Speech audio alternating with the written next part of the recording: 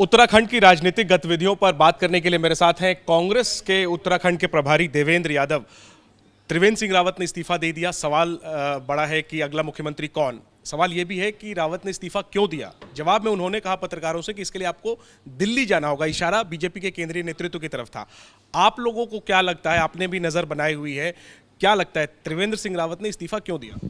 त्रिवेंद्र सरकार पिछले 4 साल के जो कार्यकाल है, अगर आप उसका अवलोकन करेंगे, आकलन करेंगे, तो आप पाएंगे कि ये सरकार सिवाय भ्रष्टाचार के, इस सरकार ने लोगों की, जनता की भलाई के लिए, लोगों की भावनाओं को समझते हुए उनके अनुरूप कोई नीतियां बनाने का काम नहीं किया और सिर्फ भ्रष्टाचार में ये लिप्त रही है।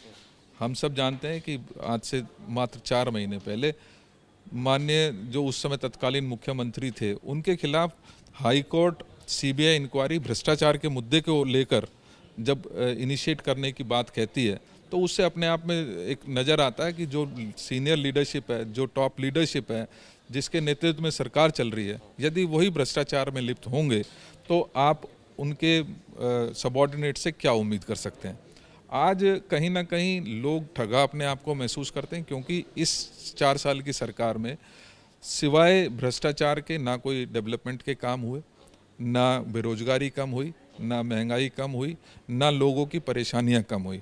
आज यदि डेवलपमेंट की बात करें तो महाकुंभ जैसा एक ऐसा आयोजन, धार्मिक आयोजन भी पूरी तरीके से इस भ्रष्टाचार और इनकी नाकामियों का एक जीता जाता सबूत के रूप में आप देख सकते हैं। आप मानते हैं कि भ्रष्टाचार और नाकामी की वजह से त्रिवेंद्र सिंह रावत को इस्तीफा देना पड़ा और केंद्रीय नेतृत्व ने, ये जो बीजेपी की है, का है, ये फैसला किया है। अब जो नए मुख्यमंत्री होंगे, कांग्रेस किस तरीके से इस राजनीतिक उठापटक के बीच अपनी भूमिका निभाएगी? क्या आप लोग भी अपनी तरफ से कुछ जोड़ तोड़ करने की कोशिश या सरकार बनाने की कोशिश करेंगे, जैसा आपकी सरकारों के में बीजेपी करती है? नहीं, मैं समझता हूँ कि ये समय आ गया है कि जनता को स्वयं फैसला लेना चाहिए इस बारे में।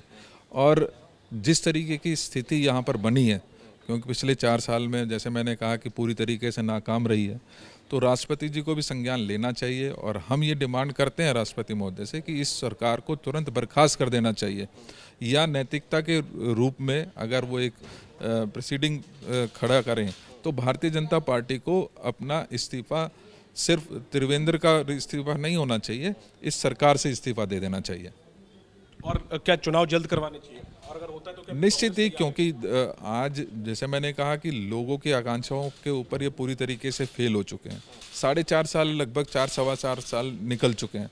6 महीने में नए किसी मुख्यमंत्री से आप उम्मीद क्या कर सकते हैं? लिहाजा मेरा ये आग्रह भी होगा और हमारी डिमांड भी है राष्ट्रपति महोदय से कि यहाँ पर तुरंत से तुरंत सरकार को बर्खास्त कर दोबारा से चुनाव में जाना चाहिए। लोगों की भावनाओं के अनुरूप इस सरकार को, जो नई सरकार बने, उसके अनुरूप काम करना चाहिए। कांग्रेस तैयार है? क्योंकि आपके यहाँ भी तो हरीश रावत जी का अलग सुर है, प्रदेश कांग्रेस का अलग सुर है, तो क्या कांग्रेस तैयार है आखिरी? नहीं, हमारे यहाँ एक लोकतांत्रिक तरीका है। हर व्यक्ति अपनी भावना व्यक्त कर सकता है, लेकिन ऑल इंडिया कांग्रेस कमेटी जब कोई कलेक्टिव एक फैसला लेती है तो उसको, चाहे वो हरीश रावत जी हों, चाहे प्रीतम सिंह जी हों, इंदिरा जी हों, किशोर जी हों, चाहे अन्य नेता हों, वो सभी उसको मान्य करते हैं और मजबूती के साथ इकट्ठा होकर उस चुनाव को लड़ते हैं। शुक्रिया बातचीत करने के लिए देवेंद्र यादव। तो कांग्रेस ये कह रही है कि इस्तीफा त्रिवेंद्र सिंह रावत ने जो दिया है उसकी वजह भ्रष्टाचार है 4 सालों का, और कांग्रेस मांग कर रही है कि सिर्फ त्रिवेंद्र सिंह रावत का इस्तीफा ना हो, बल्कि बीजेपी सरकार को बर्खास्त किया जाए या खुद बीजेपी अपनी सरकार को गिराए और जल्द चुनाव करवाए जाएं। कैमरा पर्सन मान सिंह के साथ जैनेंद्र, एबीपी न्यूज, दिल्ली।